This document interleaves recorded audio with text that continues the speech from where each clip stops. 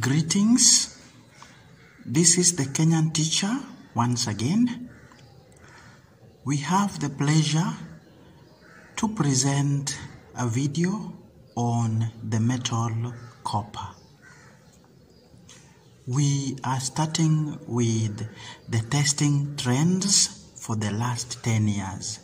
That is between the years 2012 to 2021. So metal copper has been tested only 3 times for a total of 9 marks for the last 10 years.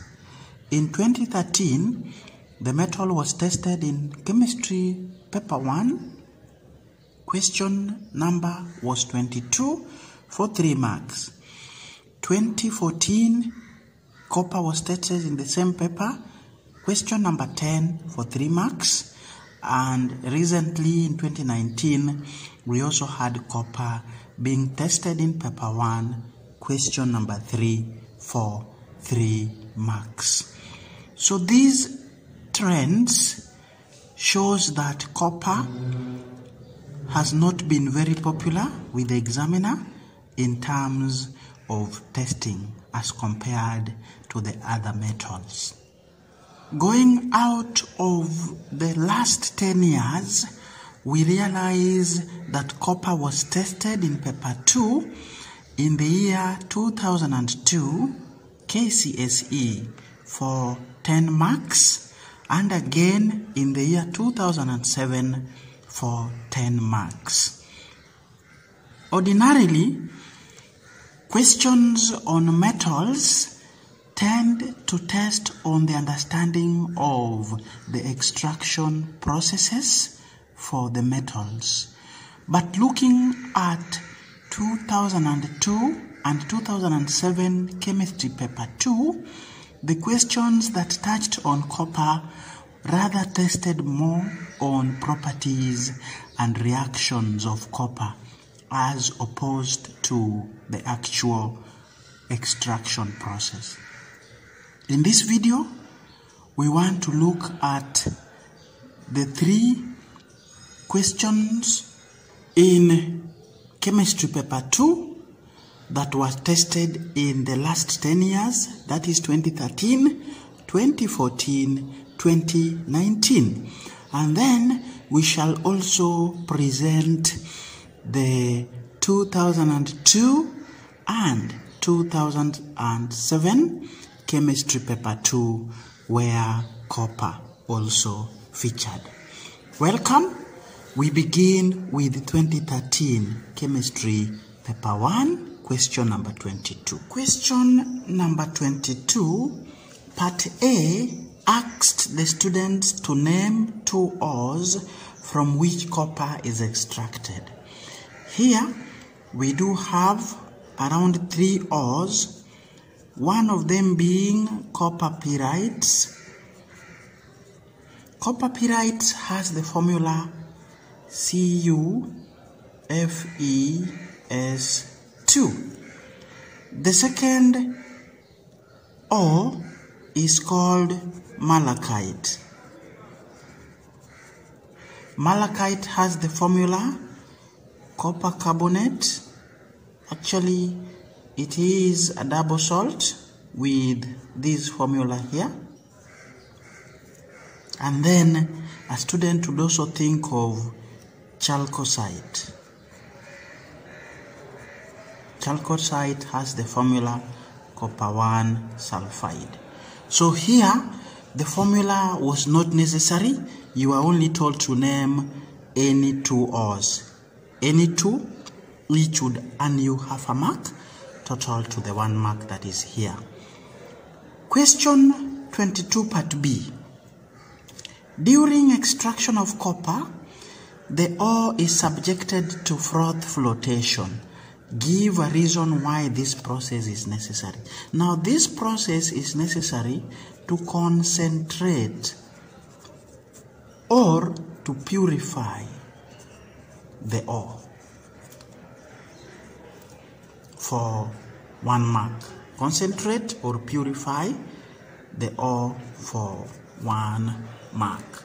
In part C, we are asked to name one alloy of copper and states its use. So the alloys here are normally two. Brass is an alloy of copper and zinc, and then we also have bronze. Bronze is an alloy of copper and tin. Then we are also told to give one use of the alloy. So for brass, a student who writes that the alloy is brass, the possible uses would be in making soldering wires and also in making ornaments. In making ornaments. That would be the options available as uses for a student who has chosen the one alloy of copper to be brass. For bronze, we have making of coins.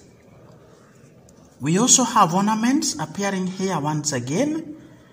And then we also make medals or sculptures using the alloy bronze.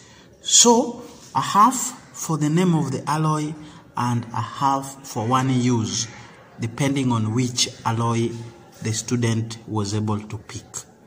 So that does it for 2013 Chemistry Paper 1, question number 22, which tested on our metal copper.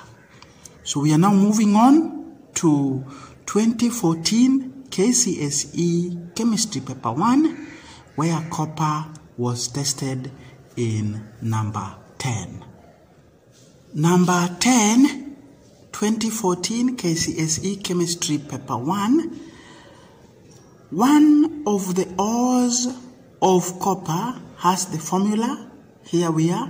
And you realize this is copper pyrites.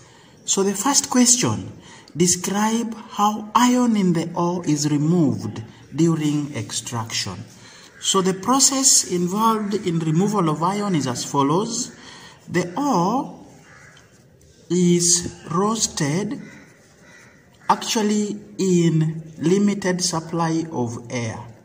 In limited supply of air to convert iron. We do this to convert iron to iron 2 oxide. Once this has been done, the oxide is then reacted with silicon 4 oxide. I'll use symbols because of space. So it's then reacted with silicon 4 oxide to form iron 2 silicate.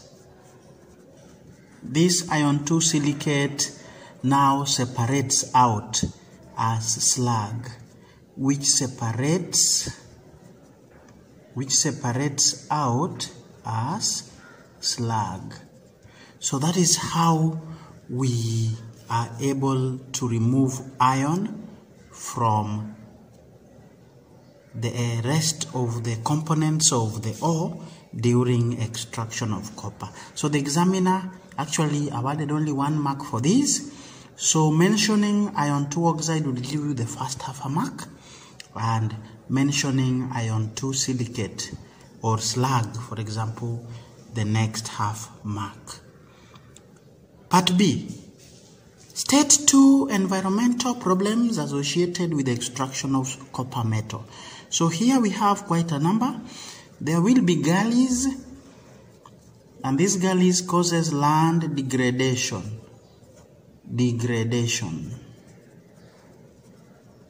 And then we also have sulfur 4 oxide being poisonous. We also have sulfur 4 oxide causing acid rain. Other problems would be noise pollution. Others would be smoke and dust pollution and even slug pollution. So a student had several options to choose from. The examiner only needed 2, each for 1 mark, to give you the total marks of 2. So this is copper metal as tested in the year 2014 chemistry paper 1. We now move to 2019, where chemistry again was tested in paper 1 for 3 marks. That is question number 3 of 2019 chemistry paper 1. So in question 3, 2019 chemistry paper 1, we are told the flow chart in figure 1 represents some stages in the extraction of copper. Study it and answer the questions that follow. So we have here copper ore. We crush. After crushing, we obtain fine copper ore powder, which undergoes process B to have concentrated copper ore. So again here, process B actually is froth flotation. As we study the scheme, we need to learn, or rather remind ourselves of what happens at each stage. So here we are roasting in air and we are able to obtain the 3 products: copper 1 sulfide, iron 2 oxide, and sulfur 4 oxide. Then we bring on board silicon 4 oxide, we get slug, and here our solid C actually would be the copper metal that we are looking for. So from these products we can tell which ore was used, and obviously the ore that was used was copper pyrites, because it is the ore that when you roast in air undergoes a reaction where it reacts with air to form copper 1 sulfide. It forms iron 2 oxide and it forms sulfur 4 oxide, just as indicated here. So this equation will be balanced by a 2 on our ore, 4 on oxygen, 2 on iron 2 oxide, and 2 on sulfur 4 oxide. Question 3 part A is now asking us to identify the copper ore, and I think this one we have agreed the copper ore is actually copper pyrites, because we've been able to even write the equation for its roasting in air. Process B is the process that concentrates our ore, and again we have agreed that the process is froth flotation. Solid C is our copper metal, just like we have done in the discussion a few minutes ago. The last question is asking us to write an equation for the reaction that forms the slug. So slug actually is formed when iron 2 oxide reacts with silicon 4 oxide, and this way we are able to remove iron 2 oxide from the ore. So you end up forming iron 2 silicate, which now moves or separates out in form of slug. So there we are, copper as tested in 2019 KCSE chemistry paper 1 for 3 marks. So we want to move on to now paper 2, and we start with chemistry paper 2. The year is 2002. Question number 6. So number 6 part A, we are asked to name one ore from which copper metal is extracted. We've agreed there is copper pyrites, there is malachite, and we also have chalcocite. A student was supposed to pick any of the 3 for 1 mark. to part B. And here we've said in the introduction that the examiner didn't mind much on the extraction process, but rather on properties and reactions of copper. So in part B, the flow chart shows a sequence of reactions starting with copper. Study it and answer the questions. So we have copper metal. Step 1, we are adding sulfur and heating it to get copper sulfide, Then in step 2, we are reacting the copper sulfide with dilute sulfuric acid. And those who understand chemistry know that we shall produce copper 2 sulfate and a gas P. This gas P is actually hydrogen sulfide gas. From the understanding of chemistry, this is a sulfide ore being reacted with a dilute acid. So you are able to get hydrogen sulfide gas. Once we get this mixture, in step 3, we are adding reagent Q and we filter. And we are able to get copper carbonate. So here, we are reacting copper 2 sulfate with a reagent Q to get an insoluble salt, copper 2 carbonate.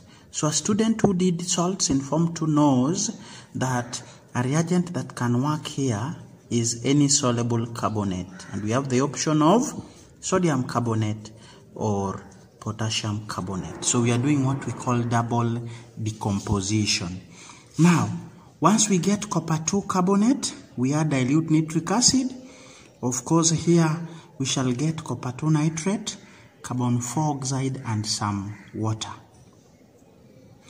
Moving to the left-hand side, we heat copper 2 carbonate. It will decompose to give copper 2 oxide as your solid R. So solid R is copper 2 oxide, and gas here, which is not given a name, it's not given a letter to identify, it is our carbon 2 oxide. Then going back to our starting point, from copper metal, we heat in oxygen to give us the same product, which is copper 2 oxide. So to question 1, identify gas P. Gas P, we have since identified to be our hydrogen sulfide. So for 1 mark, a student was supposed to identify gas P as hydrogen sulfide. And because we are identifying, a formula was also allowed for 1 mark. Next, we are asked to identify reagent Q. Reagent Q is that substance we added to copper 2 sulfate to give us copper 2 carbonate. And therefore, reagent Q is sodium carbonate, or a student would go for any soluble carbonate for that matter. For that 1 mark, solid R, as discussed in the flow chart, is copper 2 oxide. Though, if a student gave the formula, you still get the correct answer. Now, write an equation for the reaction in step 5. In step 5, we are decomposing copper 2 carbonate to give copper 2 oxide, because this is step 5. So writing the equation is not difficult. We shall have copper 2 carbonate being decomposed by heat to form copper 2 oxide and carbon 4 oxide for 1 mark. Now, to Roman 3 of part B, state the observations made in step 4 and step 7. So step 4 is down here. We have copper 2 carbonate being reacted with dilute nitric acid. So here, carbon 4 oxide gas would be produced and copper 2 nitrate solution as well. For step 7, we have the same acid, dilute nitric 5 acid, being reacted with copper 2 oxide. So this one here is a base reacting with an acid and we shall form the salt, copper 2 nitrate, and water. This other side, it's a carbonate reacting the dilute acid, so we shall also produce a gas, while this side there is no gas. So the observations are as follows. For step 4, we expected effervescence because of production of carbon 4 oxide. Again, because of copper 2 carbonate, we would talk about green solid dissolving in the acid to form a blue solution. This blue solution is actually the copper 2 nitrate. For step 7, because we are reacting a base and acid, we expected no effervescence. No effervescence, but somebody will also say black solid, the copper 2 oxide, black solid would dissolve in the acid to again form a blue solution. So any of those would be the expected observations for step 4 and step 7. Bronze, lastly, is an alloy of copper and another metal. Name the other metal. This is obviously tin, because brass is copper and zinc. So bronze is copper and tin. Now, one use of bronze. There are many. We have to make coins. We can use bronze to make ornaments. We can also use bronze to make medals, and we can also use bronze to make sculptures. That is 2002 chemistry paper 2, which tested copper for a total of 10 marks. The year 2007 chemistry paper 2, where copper was also tested for 10 marks as question number 3. Question 3. The flowchart below shows a sequence of chemical reactions starting with copper. Study it and answer the questions that follow. So, we have copper solid, step 1, introducing nitric acid here to give you copper ions in form of copper 2 nitrate. Then, in step 2, we introduce an alkali, sodium hydroxide, which then produces copper 2 hydroxide. Of course, a precipitate. Then we heat the hydroxide. It decomposes to give the oxide. The oxide is added to hydrochloric acid to get back copper ions in form of copper 2 chloride this time. And then when we introduce metal Q to copper ions, we displace copper to obtain the copper solid. To the questions. In step 1, excess 3 molar nitric acid. By the way, the nitric acid here must be 50 or more in terms of percentage for it to react with copper, as agreed in our discussions in class. So 3 molar nitric acid was added to 0.5 grams, 0.5 grams of copper powder. State 2 observations that were made. This is metal acid, so hydrogen gas would be produced. So we have effervescence as one of the observations. And then again, we also produce nitrogen oxide. So somebody will also be able to see brown gas produced. And we also produce copper 2 nitrate, which is blue. So a student would also write blue solution is formed. All these for half a mark. You need 2 of them to get the 2 marks. Explain why dilute hydrochloric acid cannot be used in step 1. Simple. Dilute HCl is not an oxidizing agent. That would be the answer for that a student had the option of writing that copper does not react with dilute HCl. That was allowed as well. To the last, no, this is not the last, that is Roman 3 of part A. Write the equation for the reaction that took place in step 1. So in step 1, we reacted copper metal with, I'll call it concentrated nitric acid. We can use AQ for the state because it's rarely possible to find 100% acid. So this gives us copper 2 nitrate aqueous. We produce the brown gas, nitrogen oxide, and some water. The equation is balanced with a 4 on your acid, a 2 on the brown gas, and a 2 on water for 1 mark. To some calculation here, calculate the volume of 3 molar nitric acid used that was needed to react completely with the 0.5 grams of copper. So here we shall start with moles of copper metal.